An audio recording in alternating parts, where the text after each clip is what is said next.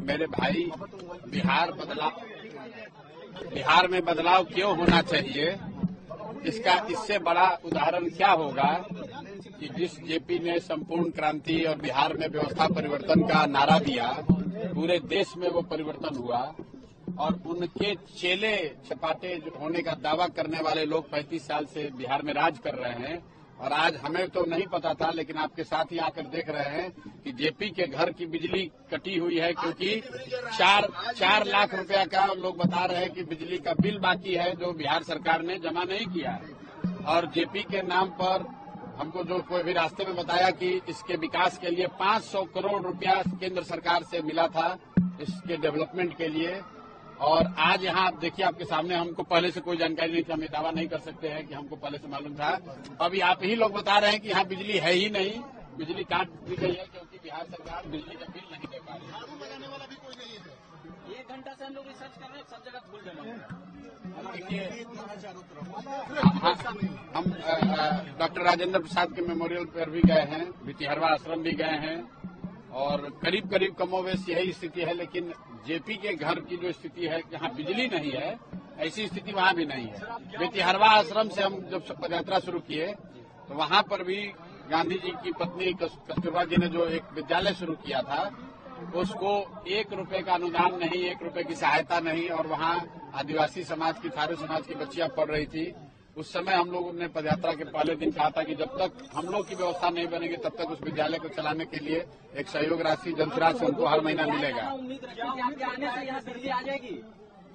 बिल्कुल आप उम्मीद रखिए, मैं अपनी ताकत से जो आप लोगों के माध्यम से बात उठाऊंगा, और आप अभी आपके जरिए बोल रहे हैं तो पूरे देश में ये बात जाएगी कि भाई बताइए, जेपी के घर में भारत रत्न आपने दे दिया, आप जेपी की महिमा मंडन कर रहे हैं, उनके नाम पर कुर्सी पर बैठे हुए हैं और उनके घर में बिजली नहीं है।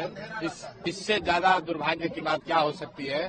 तो मैं तो इसलिए नहीं आया था कि इस बदहाली को देखकर यहाँ से बदलाव की बात करूंगा। मैं तो यहाँ इस मिट्टी से प्रेरणा लेने, इस मिट्टी को नमन करने आया था।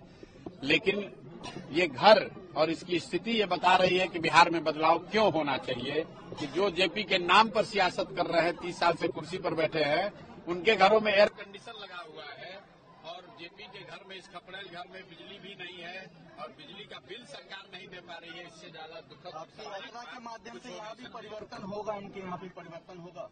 देखिए, मैं फिर वही बात कहूंगा, पीछे का जो मेरा अपना अनुभव है कि मैं गया था जब चंपारण, तो वहाँ पर शुक्ला जी के गांव हम लोग गए, जब वो पैदल चल के गए और कीचड़ पूरा लगा हुआ था। उनके जो ग्रैंडसन थे उन्होंने बताया कि यहाँ सड़क नहीं है।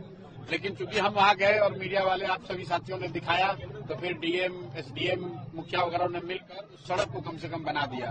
तो मैं तो इतना ही करबद्ध प्रार्थना करूंगा और आशा करूंगा कि कम से कम आप लोग के द्वारा जो ये ब्रॉडकास्ट किया जाएगा, तो कम से कम सरकार अभी से संज्ञान लेगी और इसमें बिजली कनेक्शन रिस्टोर किया जाएगा।